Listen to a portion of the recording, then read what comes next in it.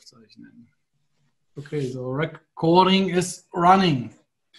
Yeah, welcome to the next episode from Detailing Talk Europe. Today we are in the first detailer country of Europe, what I guess, but John Hall will tell us a little bit more in UK. So welcome, John Hall from Clean and Shiny. With me again, of course, Patrick. So Patrick, it's your turn. Okay, thank you, Lars, for the introduction again. And welcome, John Hall from Clean and Shiny, based in the UK. We are happy to finally have you on the podcast. It was a bit of a struggle, and it was your personal struggle with illness during this strange period.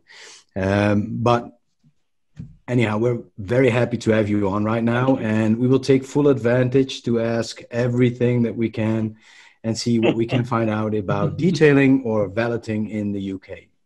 Okay. Maybe you can give a short introduction. Who is John Hall from Clean and Shiny? Short introduction. Okay, hi guys. My name's John, Clean and Shiny. Thank you. This was it. That's it. There we go. How's that? No, okay, seriously. I set up Clean and Shiny way back in 2003.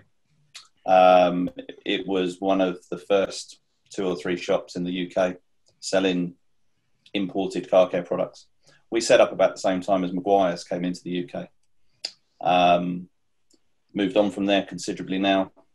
The short version is, after that I set up Detailing World, and after that I set up the Wax Stock Show with a couple of buddies. That's the really short version. That is a really short version. That's because a very short. Yeah, detailing world is, I think you should be more into depth about detailing world, because especially in the period of time, I think it's one of the biggest, maybe the biggest. It's probably the biggest independent forum in the world. Yes. So Detailing World, when I set Clean and Shiny up, we'll go way back. When I set Clean and Shiny up back in 2003, there was no Facebook, no Instagrams, none of those social media platforms. And forums were where everyone talked about car detailing. I used to spend hours every weekend on my driveway at home with buddies, where I bought a Porter cable 7424 from the States and a transformer. We bought some pads. We had some Lake Country pads. We had some Maguire's pads, I think, at the time. And we were experimenting with polishes, 83, 84 from Maguire's back then, and various other ones. And I had these 5 or 6 guys that we were always doing stuff on the cars with. And one weekend I was sat with my buddy Bill Rogers, and we were on a driveway polishing some exhaust tips on an SL 500 Mercedes. And I said to him, you know what, we're here, we talk about this, we go on to Autopia, and we talk on Autopia, because that was one of the only places in the States that had a UK section. I said, there must be some more guys, apart from us 6 in the UK, that want to talk about this detailing thing. There's got to be a few more. At the time, what we would call nerds, you know. I said, it'd be really cool if we set up a forum, you know, about detailing in the world. And he was like, well, yeah, Bill was saying, well, we don't know what we would call it. And I said, well, we'd call it Detailing World, of course. So from then, that 10:30 in the morning on a Saturday morning, I went home, and with no knowledge of much, had a bit of technical knowledge, managed to set up this forum called Detailing World. And in the first couple of days, we got 30 or 40 people join up. And then in the first couple of weeks, we had about 100, and then it crashed because it was on a shared platform. So I had to upgrade the platform it was on, and we got that going again. And then we had a few more people join, and then it crashed again because of the load. So we did it the third time, and we were all right for about a year or 2 after that before we had to upgrade it again. But yeah, those numbers went on, and we kind of made it, you know, even though I owned Clean and Shiny at the time, you know, it was me that was setting it up with my buddy. We made it as neutral as we could.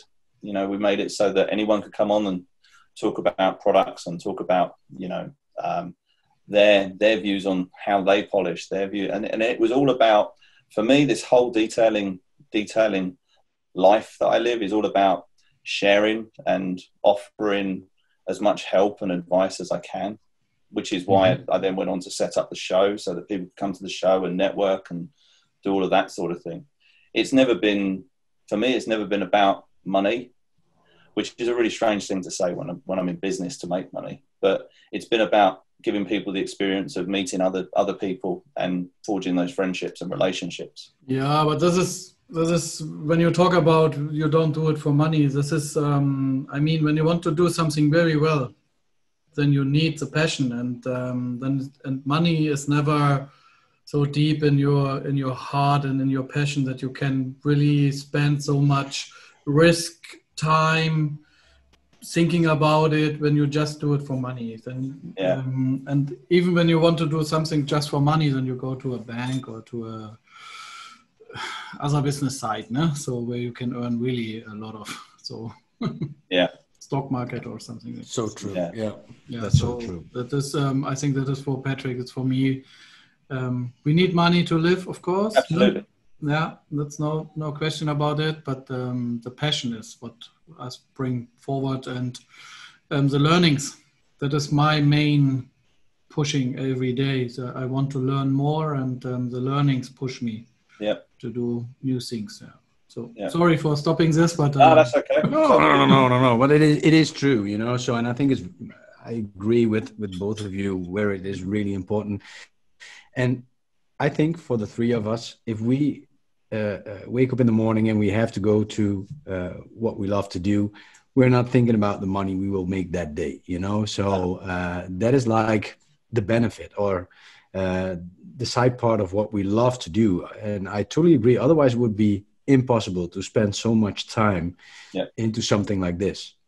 Yeah, I just want to explain this a bit more, because people who maybe listen to this podcast and hearing and say, okay, something what Clean and Shiny do is something, can I do it in my country or whatever? When they just look on numbers and just look on profits, is it profit? Is it a business side? Then I'm sure it doesn't will grow up like this. What you have there. So you can't do all of this awesome things what you did, John, when you just do it for money without passion. The passion is what you need. Yeah. So now today, Detailing World has about 130,000 registered users. The Instagram, you know, we've spent countless hours on Instagram uploading and chatting and talking to people, and that I believe is we're up at about 136,000 followers on there. Clean and Shiny, obviously we've got a team of 5 or 6 of us now that are constantly talking to customers and educating people, and probably doing ourselves out of sales, because I believe in being honest with people, and if there's something that they're thinking they want to buy that they don't actually need to do the job they need to do, we tell them, you don't need that, just do it this way. And it's completely the opposite of what someone who's in business would normally do. Is, you know, they'd normally be trying to take as much money off of that person as they can, but our honesty, I think, is what builds our customer base for us. Yeah. And you will have returning customers for that. And they will not be afraid to ask you, because they know the answer you will be giving is like an honest answer. And it's not about the sales, you know. So, and I think for a lot of people, there is a key to success, doing it like you're doing. Yeah. There's as I say, there's a lot of things that we do that are probably very different to what other businesses do in different marketplaces. But you know, I love what I do, and as you say, I want to see these people again. I want them to come back and be pleased with what the service and the advice they get from us. And that's why I do what I do 24/7. In fact, I think I watched one of these previous episodes with Lars saying that he's got 1 million different personal messengers and 24/7 himself. So we're very similar like that. Yeah, very cool. So, but how does it start with you personally? So when you clean your first own car, or is it something you still do? Okay. We'll go back even further. Yeah. So let's go back there. Okay, so we'll go right back. I started out 17, 18. My dad was very much into sports and cricket and rugby and golf, and I was into stuff with an engine. I don't know whether I was rebelling against him or something, but then he didn't really like motorsports, and I didn't really like bat and ball sports. So I took my time and was cleaning cars back in those days with Autoglim and Simonize and products I could get from Halfords and the local motor factors. And I was always the one who had the cleanest car. And I think it started off back then, I had people asking me, well, what have you used on that car then? What have you made that? What have you got that? And I was always after that gloss and shine, even back then with just waxes and that sort of thing. And I just had this aspiration of keeping stuff clean. There was a bit, I guess there was a bit of OCD back then with me. It started out with a 1977 Mark II Ford Escort, and then moved forward through the years. But every car that I've got, I'm meticulously trying to clean all the time. And yeah, I mean, as I say, that's how I met one of my long-term friends, Bill, now who I do run detailing well with, and through this crazy car cleaning scene, I've met some great people, and it's nice to be able to talk to them about the same thing that I like. But yeah, that's how I got into it. Yeah. I got into it by old products back when I was 16, 17, cleaning cars then. In fact, when I had friends who were doing paper rounds, I was walking around the neighbourhood with a bucket and sponge. Washing cars. That was how I earned my money. So yeah, that was it. That's the early days. And now, how often do you wash your car? Because I know you have a very nice car. Well, now I probably once a week for both of them, but they're ceramic coated. So we've got some Italian ceramic coats on them, and yeah, I basically wash each of them. They're both BMWs, so I wash each of them once a week. But will you take the car for a drive when it's dirty, or do you wash it prior to? No. Yeah, you will. Oh well. Okay, so I've got an M3, and the M3 I tend to want to have clean before I drive it. so and then I'll clean it when I come back. So that gets pampered. The M2 I drive every day, whether it's it's out there right now. I went to watch Le Mans on Saturday evening at Goodwood. Okay. They had a big screen up there, so and it was in a dusty car park, and I haven't had a time to wash it since. So it's a black car that's kind of browny at the moment. So it's dirty, yeah. Okay. No, I was very curious because I think we have the same issue with certain cars that you won't drive when they're dirty. You don't want it, So and especially the cars that you love the most, or. Yeah. Yeah, so that's the OCD that you were talking about. I think that you need to have some of it in your DNA when you're in this business. Yeah, absolutely. Okay, so let's talk a little bit clean and shiny. So it's an online shop for people who don't know this. No? So it's an online market. You have every brand, or do you select, or how does it work? And if I have a brand, how to get contact to you, and it's I mean it's the main shop in the UK when you look for this, no? So obviously Clean and Shiny has been around almost 20 years now. When we started out, it was a case of we were trying to source products from outside of the UK because there wasn't obviously many brands in the UK making those products. So we had things like Pack Shack from Hawaii, and we had obviously things like Chemical Guys from the US that we were bringing in. Going forward 10 years, obviously there's a lot of brands that are set up in the UK and around Europe and that sort of thing. So we have a lot of people coming to us. We were taking a lot of brands on, but we started to find that when someone asks you about a product, for example, an iron remover. They'd say, well, you know, you've got this iron remover, this iron remover, this iron. Which one's the best one? Which one should I buy? And so we started to sit down and think to ourselves, you know, people have got a personal preference on their products, but they also want us to give them the advice about which one we feel is the best. Yeah. So rather than just taking lots of products on and lots of brands on, we started doing more testing of products against products before we were going to take a brand on. And if it didn't meet what we were looking for, we didn't take it. Yeah. And in fact, we went from something like just over 50 down to 40 at one point. So we removed 10 brands and the products that go with them. And now today, you know, I get 5 to 10 companies a week contacting us, asking us to supply their products. And I tend to try and see whether there's something that they do that's a little bit different to what we've already got. Hence why a lot of our recent brands have been things like work stuff, the brushes out of Poland.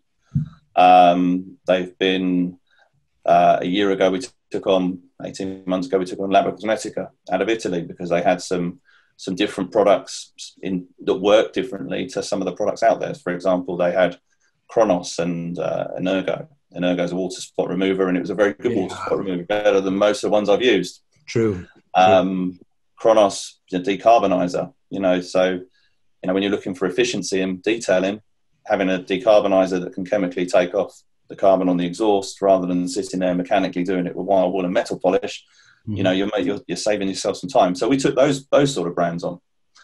But now, as I say, now we get a lot of companies still coming to us from around the world saying, we want you to supply our products, which is very nice. It's very flattering.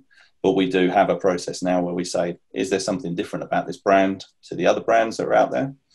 Is there some standout products in this brand that we should supply? And when we're looking for products, we're looking for something that we don't already have. Poker Premium work stuff, you know, Blow for the blowers. Yeah, blowers. And that's what we're looking for when we do new branding and new products. Makes total sense because we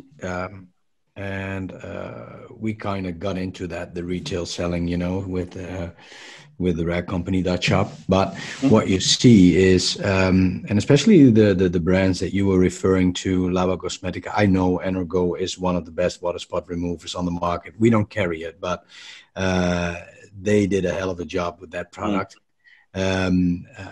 So it is something, if I have water spots or if somebody calls me, because we sell coating as well, you know, so when somebody has a water spot problem, I refer to that product because, and on the other end, I think every coating manufacturer should have like a water spot remover to start with, because that's the main problem when you have a ceramic coating, you know. That's right. So, no, but it makes total sense to look for, and it's not like you are cherry picking, and maybe you are, but you're doing it in favor for your customer. That's the idea behind it, I think.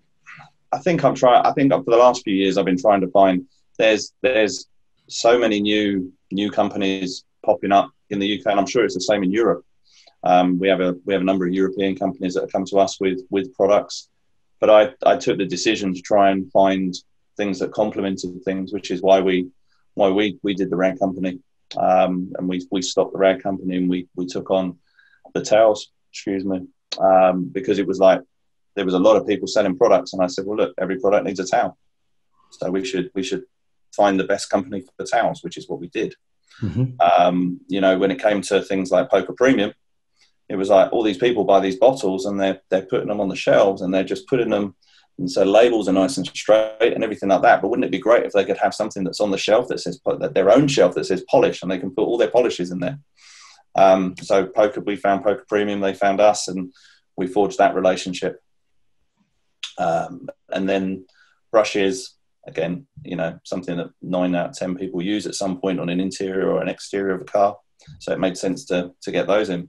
They're maybe not as, things like that maybe aren't as fashionable as going, well, look, this is the next best iron remover, but they're products to me that everybody needs when they're detailing.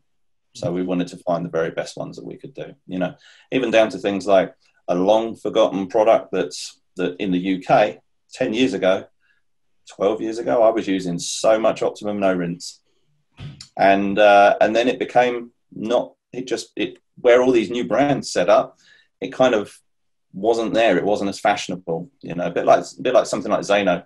Yeah. As new brands come out and ceramics come out, Zano wasn't as fashionable as G-Technic or Geon or you know, all those ceramic brands. But now people are starting to look at those brands again and go, well, this ceramic that I put on in 6-inch squares all over the car, I can get this Zano and put the whole car and just walk around it with a towel afterwards, and it's done. I haven't got any issues with it. If I need to do another bit, I just can wash it a few times with a fairy liquid or a Dawn and get it off and recoat it, you know, re-Zano it. And so those products and Optimum no rinse, I mean, I use Optimum no rinse all the time. You know, if the M3 has just got dust on it, before I take it out for that drive, it gets wiped over with Optimum no rinse.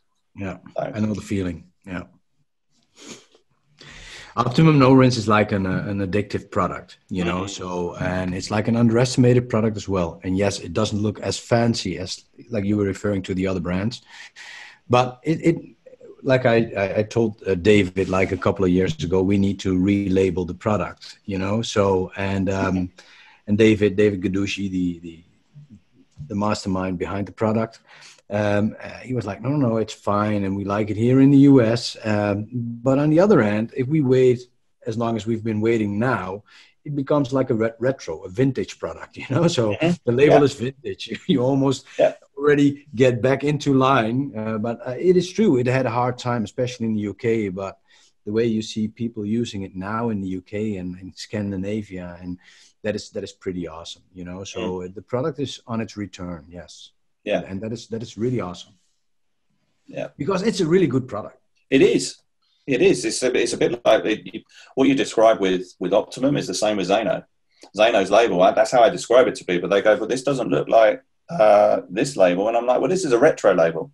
This guy has kept his brand on point from 20 years ago, and it's the same today as it was 20 years ago. So when you put it on your shelf, it's going to stand out that much more." Yeah, it's true. Yeah.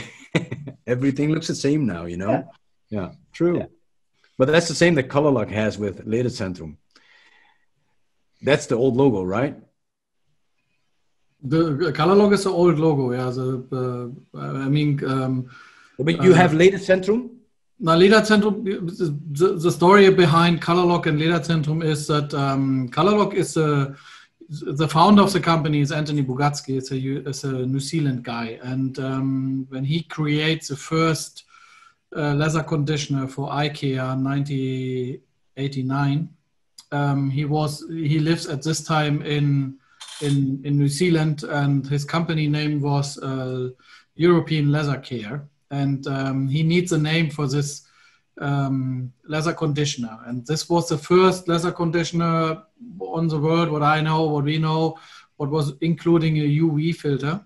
So he was looking for a name what cover also this inside. So Colorlock was, the color is locked for the sun. That is the reason why we have also the sun there. So our first product, one of the first products. So we keep this, and when he moved 1995 to Germany because he married a German woman, he starts the company Lederzentrum. He was starting with European Leather Care, but there was another company who sounds similar, and they was not agree that he set up a company with this name. So he changed it, but we are lucky today to have this because in the German language it sounds like institute. So it's a very, very nice name. Everybody knows this. So, but we always keep Colorlock for this product, what we produce for IKEA, but also for a brand. So, of course, outside of Germany or in more English-talking areas, is Lederzentrum doesn't mean the same. It has not the same feeling, and Colorlock makes more sense and is easier to pronounce for the most of the people. And so we always have Lederzentrum in Dach, so German, Austria, Switzerland for the German-speaking area, and outside of these three countries we are Colorlock. So, but we push more and more. I mean, what John told, we are 25 years now. So 25 years ago or 20 years ago, nobody was thinking about global business like this, what we do today with Facebook and all Instagram, social media, and we concentrate more and more even on the German-speaking area on color lock, because people see posts from UK, see from US or from China or wherever with a color lock product, or I use color lock, and then the German people say, what is color lock? No? So because everybody knows Lederzentrum here. No? So, but we do our marketing activities are more and more on color lock. So yeah, but finally, I mean, we look also to have a more or less nice packaging, and it have to looks great, and we invest also a little bit there. But finally, you need a good product. What you expect to do? So when you offer a cleaner, it has to clean. Yeah. It has to clean something, and when you want to protect something, it has to protect, and all of this. So I'm absolutely agree. It's nice to have nice fancy bottles looking nice, but finally the product, yeah, this is the process safety what we promised. When you buy a leather fresh from us today, and it works perfect, it will work in 5 years the same way, because that is what we concentrate. We want to always do a good product, and that is the main thing. And if the packaging is not so nice, important is the liquid. I think you're right. The product inside the bottle is the key. You can make the bottle look as nice as it can, but if the product inside doesn't work, then it's wasted. And I mean, that is at the moment a bit on the last, I don't know if maybe you can say this time a little bit more, for me 2-3 years, that more and more companies came out with a good marketing, good nice looking bottles, and but yeah, what you get finally is maybe one, it's rebottling, or is it something what maybe not what you mean. Works like so good as you expect, and yeah. The problem now these days is that everybody wants to get in front of the line, and they pay more attention on and they pay maybe more even in money wise on marketing fancy bottles than they spend on research and development with the product that is in the bottle. And I think John can agree on that as well. While he's testing many brands, some of them you'll see, okay, this is like a glass cleaner, but I still have streak marks, and I use the best products, so, and the bottle looks great, so, but yes, of course, if somebody walks into a shop, an actual brick and mortar shop, so if somebody visits you, John, and they come into your shop and they walk in, of course, the fancy bottles, they will stand out. But that doesn't say that they are the best products. Yeah. So, and we saw that especially on the ceramics, the coatings, where everybody had like more or less the same product, but they had a different bottle, they had a different label, and they used a different marketing strategy. And everybody had the best ceramic coating, if you know what I mean.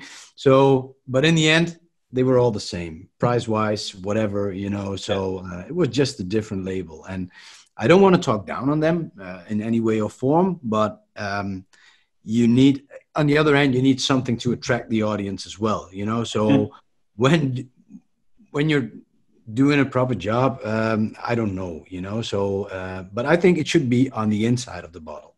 Absolutely. Yeah, I agree. So like you were saying, the Lava Cosmetica products, the two that really stand out. If it is a game changer, the product will sell itself. So if somebody calls you and tells you have water spots, the same thing as we do, and we are not even selling the product, but we tell them where to buy. Yep. But the problem is that if it is a good product, it needs to be told, So I won't say we have like a water spot removed from brand A if Energo is for us the best we've ever used. Yep. And it's easy as I always remember talking to Sal Zeno and asking him what he did in marketing. and he says, I let the customers do my marketing. Because he said, when I give the bottle to a customer and I sell it to them and they tell 6 of their friends, who tell 6 of their friends, who tell 6 of their friends, he said, we don't do any other marketing apart from that. In fact, when I first started talking to him, I said to him, you know, you need to update your website. And he said, you can go on my website and order. No, but you need to make it a bit more presentable. No, I don't. And that was his whole ethos. Is it's not about the way that things look. It's about what's inside that counts. And yeah, I mean, even today, you know, we had a 6 or 8 months gap in getting some stock in from Zeno because they needed to update some labels and whatnot. And when it came in, I was like, are people still going to remember this? And I think in the first day we sold something like 80 or 90 bottles of one of their products as soon as it came back. And I get people coming to my store and saying to me, they drive up and they say, oh, my friends told me about Zeno, my friends told me about this, my friends told me about that. Is this the best thing? And it's like, what did your buddy say? Well, my buddy said it's awesome, but I wanted to check with you. And I'm like, well, we think it's awesome as well because we wouldn't stock it if it wasn't. But the word of mouth is you know, even in these days of social media, word of mouth is still very powerful. Because, you know, I've seen it myself with social media where perhaps it's, and I don't want to talk down of anyone either, but perhaps it's not as transparent as people are making out, i.e. we use this product because it works for us, not because we're getting paid to tell you it works for us. And I see a lot of that with a lot of people. And I think the best way of finding out about what you think of a product is with your friends, is sharing those experiences with some of your buddies who are into car detailing. Yeah. We get so many people that watch YouTube videos. And I think YouTube is a great tool. It's a great tool for generalizing on products, but there's nothing that beats, you know, I talk to friends about new products and products that we don't even sell.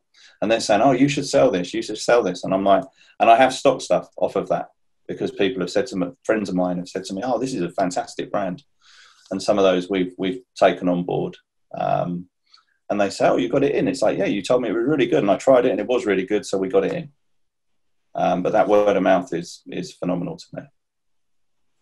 And it still comes down to the fact that you sometimes in your life have to take a bit of risk. So if you think a product is a good product, buy it. And I'm not telling this as a salesperson, but this is how you will be able to test it yourself. And if you don't like it, give it to some of your friends or resell it to some of your friends, you know, so whatever. This is how we did it. When I started detailing, I wasn't detailing for the money. I was detailing for the products and the machines that I could buy, you know, so and test a different product to speed up the process and without losing the quality, of course.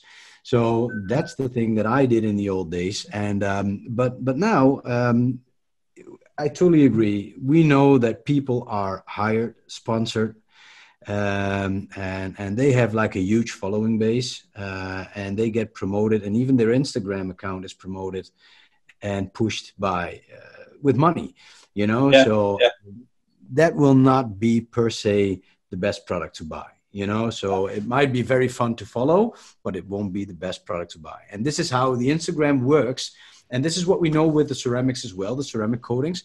The ceramic coatings are not being promoted to end users. And I'm talking about consumers. Mm-hmm. Ceramic coatings are promoted to detailers so that the detailer thinks, this is the product that I need to have. But the customer that will visit the detailer will trust the detailer. Yeah. So then it's like the friend talk that you were talking about. The customer trusts the detailer of his experience. And if he decided to work with product A or X or Y, it doesn't matter. The customer will trust him, you know. So, but you need to have some of your own guidance as well. And that's what I thought at that time was the fun about detailing, experimenting with the products itself. Oh, yeah. So that was the fun time. Yeah. I used to love experimenting. I don't get as much time to experiment with new products as I do now, but the guys at work, you know, they'll try products and they'll tell me whether they think they're good. And in fact, I do give some of the products we get in as samples to buddies and say, try this, tell me what you think. Yeah. because that gets me a great opinion rather than a member of staff thinking that I want to hear that it's great, going, well, it was good. No, tell me whether it was really good. Whereas if I give it to a buddy, I get a good, honest opinion. Yeah. Okay. So when we talk about different brands and different things and learning about it, I have to think also about Waxstock. Yeah. So tell me the story. How does it start? Okay, so Waxstock was after I started a forum. We run the forum for 2 or 3 years. I was talking about people at that time were doing meets at other people's premises around the country. And I said it would be amazing if we could do a big get together. You know, this was before I'd ever been to SEMA or anything like that. But it was like, in the UK, I'd love to do this massive get together, get everyone, all the detailers there. We can have just competitions, we can have stands, we can do everything. And I started talking to my buddy Dom and PJ at Dodo Juice over a curry. And this went on for about 2 or 3 years until we finally said, look, let's just do this. Let's just make this happen this year. And so I think it was early. I think it was February, March time. We said, yeah, let's have Waxstock in July. Okay, let's try that. Ambitious. It was ambitious. So we set up the show. We got the show out there, and I think we had about 1,000 people. Well, you start in Coventry, so we started in Peterborough. We started in Peterborough. We had 2, maybe 3 years. I forget now. I know it was the first couple of years we did in Peterborough before we moved to Coventry, because Coventry became. It wasn't just about coming for the show; it was about coming for the weekend and coming for the networking and the experience. And we did a trade dinner at from the very first one. But there wasn't, in Peterborough, there wasn't really anywhere to socialise. It was like one bar. There wasn't a great deal of space. Whereas in Coventry, obviously, you've got the casino underneath, and you can have that and that area, and you can sit away from the casino if you wanted to chat. But then the following day, you've got the show and everything going on at the show. So it was all about making it this whole weekend experience. And the first few years at Coventry, we didn't sell. The hotel didn't sell out, and now every year it's literally a week after we announce the date, the hotel's pretty much sold out for everyone coming for the weekend. And it's not just the exhibitors that are coming; it's the members of the public that come to make that whole weekend out of Waxstock. But yeah, we came up, as I say, we came up with this idea to have this show, and it would have been the 10th year or the 10th show this year, I think. So it was the 2020 show, you mean? Yeah. Yeah, the 2020 show. And that was obviously the stressful part with Corona, having to try and reorganise that and doing all that, because obviously the staff at Rico were furloughed, and so you're trying to get hold of people, and it was just a real struggle because we wanted to tell everyone what was going on, but we couldn't tell people what was going on because we didn't know ourselves. So, but Waxstock's been a very successful show, and I think when it just awesome. That's always impressed how many people come there. It's so focused on detailing. It's just. I'm glad you said that, Lars. Unbelievable. Because that's what we did it for. We did it for focusing on detailing. We've had exhaust companies, we've had accessory companies, we've had many other companies that come to us that we could have said, yeah, let's put you into a show, but then it wouldn't be a detailing show. And we've always focused on, we had a meeting about whether an air freshener company was classed as detailing or not, about whether we wanted to have them at the show, because was it detailing or was an air freshener detailing? So that's how sort of down to the last sort of few things that we would do. We would literally, if it wasn't 100% or wasn't detailing, we weren't going to let them in. And so we make it a detailing weekend. That's what it is. Yeah, that is what it is, and it is a blue copy. I don't know if you say this in English also, for a lot of other shows, no? So I think that Blueprint, is something what can make you very proud, that the people really look on Waxstock and say, okay, that is so awesome, that is so concentrated on detailing, that is something what I need in my country also. So let's figure out, and it works out more or less good. It's not so huge and so massive like Waxstock, but I mean, you are 10 years ahead, no? So yeah. But or I don't know. How do you think about this? That the people copy this for his own countries? I've obviously seen some other events done around Europe, and yeah, I mean, I've had some of these guys have come to us or come to me and asked me about what they can do and how they can do it, and I'm more than happy to try and help people. As I say, it's all about, for me, it was all about helping people and helping people get together. So I'm flattered and proud that people are doing that sort of thing around Europe, and if that's because of Waxstock, then fantastic. Yeah, I think it is because of Waxstock, because Waxstock is like the only detailing trade show. Was the only detailing trade show. We see it not as often as I would have liked to see it, So, but like Waxstock is, and it's simple for the audience as well. You know what you're going to get when you visit Waxstock. Then you're interested in the industry of detailing, and that's what you're going to get while you're there. And the people, the ambience in the arena, it's like nothing else, So you can't compare that with. We've all been to SEMA in Las Vegas, which is a tremendous and an enormous show, but it is like everything is going on over there, And you have the North Hall, which is more focused onto the detailing industry, but that's the half of it. Huh? Yeah. It's like it's a small. Also, there's the other side with construction things and like this. I don't know. There is so much going on at SEMA that you can get lost after an hour, So, but with everything is like it's clear where you're going through, and that's the same experience I had with the show in Tours in around Paris with the guys from Maniac Auto. That was something else as well, So that was a detailing focused show, and you attract a different audience. Yeah. So and everybody likes what you like, and so if you start a conversation, it is always about detailing. It is always about products. It is always about things that you like to talk about. Yeah, so I think that's. But I have to say, from my personal side, now when SEMA and Waxstock, it is for my personal side. I mean, Coventry is not Las Vegas, but the show is for me on the same level.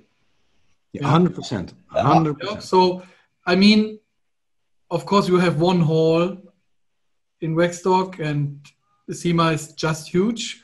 That's for sure. But the people what I met there, the way how we talk about it, how deep it is, how many knowledge there is, how many education you can get, and Waxstock is for people in the car washing, detailing scene.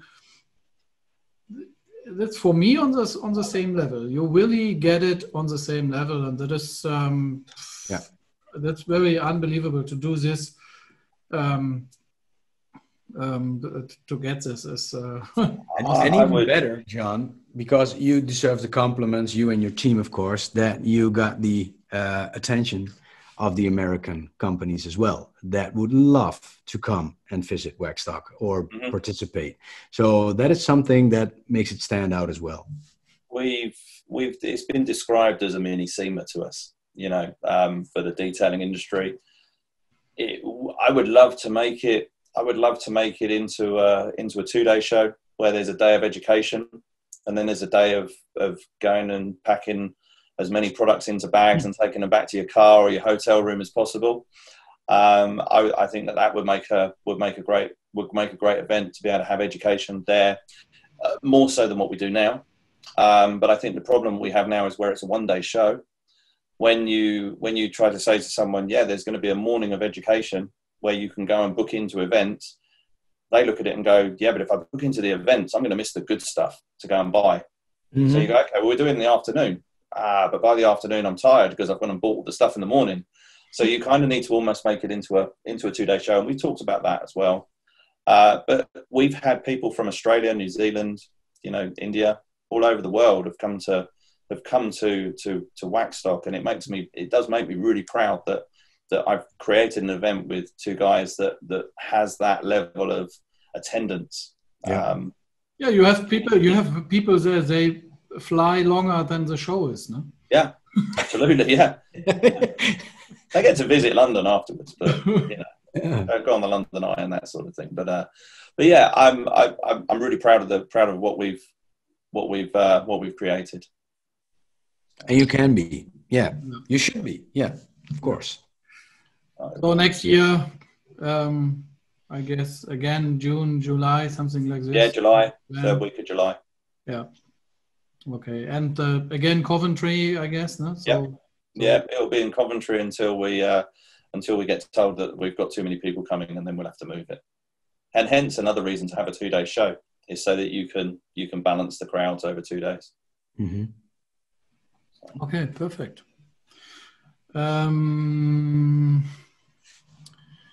We are nearly 1 hour, so that's always what we try to do, but we have a lot of things more to talk about it. So it's a 2-episode show. Yeah, we need to have a second show then.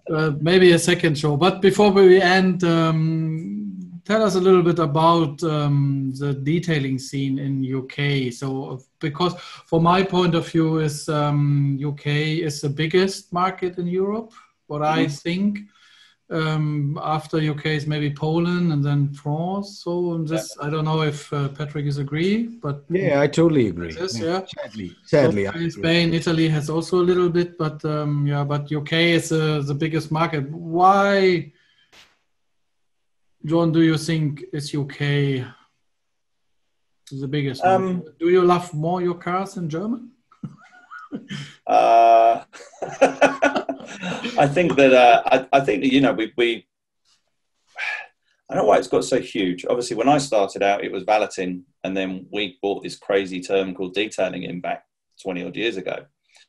And I just think that I guess there's part of it where a detailer who's like me or you or Patrick, who's had the passion, can turn his buying a bucket and jet wash and everything into a business without too much investment. And I think that makes it an easy business to get into. So I think that's part of the reason why there's a lot of detailers. But I think there's also a lot of guys that look after cars, their own cars, and then have been asked by friends to look after theirs, and then they've had friends of friends, and then they've turned it into a business that way. I think for a small country like the UK, there is a huge detailing market here, but there's also a big valeting market, and the difference I think between the valeters and the detailers is simply time. A valeter in the UK will allocate 40 minutes to perhaps doing a car and jet washing it down. He'll use his traffic film removers. He'll use the turtle wax car soap. He'll use a budget chamois leather to wipe the car down, and he'll use that same chamois leather to wipe the interior down afterwards. And in 40 minutes, he's done, and he's got to be out the door. Whereas you'll give that car to a detailer, and the detailer will take 40 minutes deciding what products he's going to use on that car. And then then it doesn't matter to the detailer whether he's using a day or 2 days to get that car, because it's the end result with the detailer. So a valeter is based on time, detailer is based on the end result. But the UK scene, I think it's been around longer than other markets. I don't know. Yeah, I think so. I think one of the reasons, sorry, Lars, but I think one of the reasons is the language, because detailing in the US has been around for almost forever. So I think for you guys, because you have like the same language, it is more easy to get into this.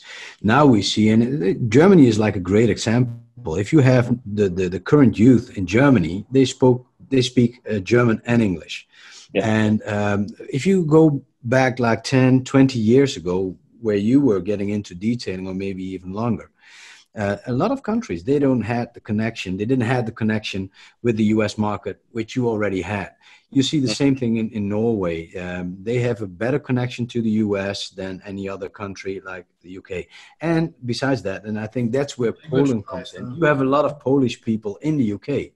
So if you have something that you can be or do at a successful way, you'll take it to your home country. And that's where I think the Polish market grew as well, because, well, that's at least my point of view. Yeah, I'd agree with that. What was on the house building construction side a good thing for UK is that so many Polish people came over, I guess. It made house building cheap. Yeah. So that was also a good thing. Yeah, it could be a reason, but I saw some car enthusiasts in UK. They have garage. They don't do it business. It's a hobby, no? But they care for his cars, and they have garage that professionals are jelly to see this, So which awesome equipment he has, and how and a huge number of products in the shelf, and so that is.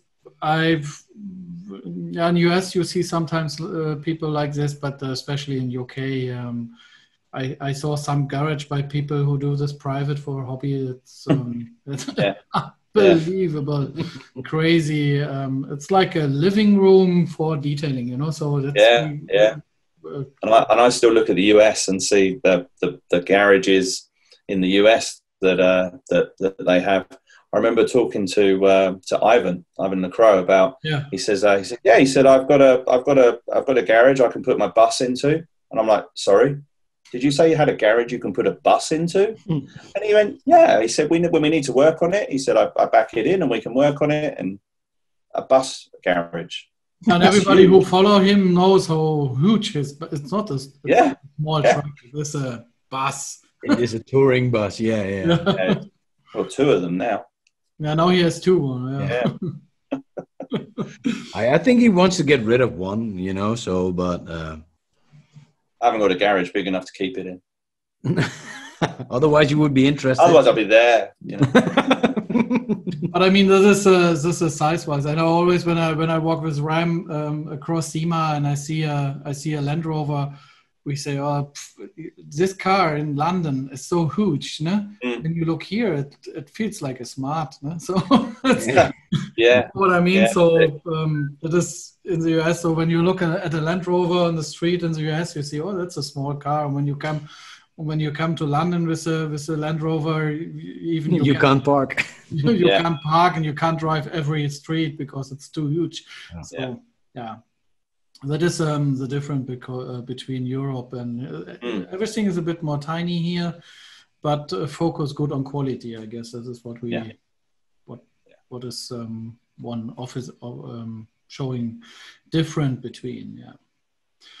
Okay, so Patrick. Yes, I have a question for John, and it has nothing to do with detailing, but it has to do with the current situation we are in Europe. Experiencing COVID and all that, So we know you had some issues regarding the topic. But luckily, you're fine now. In the beginning, before we started the recording, you told me you were scared, and I totally understand. When you were about to go to Ireland, I think. And maybe you can tell a bit about what the situation is at the moment regarding COVID in the UK. Yeah. Well, to put a bit of clarity on what happened to me first, I went to an event and came away from that event in March and developed some symptoms a few days afterwards. And those symptoms developed from COVID to pneumonia. And then I had 6 litres of fluid on my lung, to the point I could only walk about 4 foot at the time. And when I went to the hospital, they said if you hadn't come in now, if you'd left it 2 more weeks, because I was still working. I went in the hospital on Saturday and I was working on the Thursday. And they said if you'd left it another 2 weeks, you probably wouldn't be here to tell this story. and that obviously scared me. I was in the hospital for a week to get sorted out, and then came out, and it's taken almost 2 months to get back to normal from that experience. And that's what's put me into a position of, I don't really want to get involved in other events just in case I don't want to get sick again, especially coming into winter. But in the UK, they're holding events now. Some of it will obviously be outside. There'll be the rule of 6 that we've got in the UK, inside. But I know we're holding there is an IDA event in Ireland at the end of next week, a 3-day event with a RUPES and IDA certification. But they've got all of that set out so that it's spaced out, masks, hand sanitizer, all that sort of thing. Lake Country, Kelly Harris is holding a small event in the next few days. Same thing, spaced out, face masks, and that sort of thing. I just think from my personal point of view, I'm just trying to be as careful as I can, just in case. You know, I think the thing for me was I've been fortunate, touch wood, I've been fortunate for the last 30 years that I haven't had to go to a hospital. I don't see the doctor regularly. I don't tend to get sick. So when I got sick, I got really sick. And that's what's caused my, I guess, anxiety a little bit, if you like. Well, you don't want to push your luck twice, you know. No, right. Hands, you know, and especially during this period, I think you should be a bit more precautious than, especially with what happened to you, of course. Yeah, and I think that's what's happening in the UK, guys. You know, people are being more cautious. Detailers are still detailing, but a lot of detailers work by themselves. So even, you know, as long as they can get the car and they can sanitize the car and take their own precautions, they can still detail cars. Obviously, some of the restrictions were lifted a month or 2 ago, but they sounds like tonight they're going to be some of them put back into place.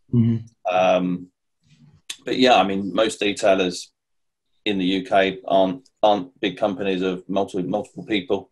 So if there's 1 or 2 of them, they can still socially distance or work different shifts and that sort of thing, so they can still carry on. Okay, well, that's good news regarding the situation, of course. To be able to continue your business, Yeah. The 3 of us agree on that. Absolutely. Okay. Thank you very much. Also, that you give us a view to your personal situation. Finally, to the end, very, very interesting. I want a second episode with you, please. So to talk a little bit more about products, the situation in UK, detailing, wax dog, all the things what's going on. What is also in the forum, maybe there's some interesting trends to see or something like this. So yeah. So everybody who is listening, subscribe all the channels from John Hall. It makes sense to be updated. They are very, very close and everything what is new. So I just can recommend this. Thank you so much for this one. And I will give the final words to Patrick, and then you can close the session. Okay, thank you, Lars.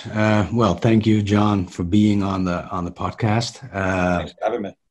Took some time, like we said in the beginning, but we are very lucky that you're here. You know, so we got to know each other over the last couple of years, and that's been an honor. So it's always good to talk to you, and it's good to see that you're doing okay. That's also a good thing. Like Lars said, we want to have like a second show with you, because I think you can tell us way more about the detailing industry in the UK than we did now. So thank you for your time. And of course, every link regarding John, if it will be his Instagram, Detailing World, all the links will be in the description. So follow John on his channels and on his journey into the detailing industry. maybe you can say some last words, John. And like I said, thank you for being on the show. Thank you. No, I appreciate you allowing me to be on here. You guys can all follow me, follow Clean and Shiny, Detailing World. As you say, you'll put the links below. And absolutely, let's get back and do a second episode. Awesome. Thank you. Thank you. Thanks, guys. Bye-bye. Okay. Bye-bye.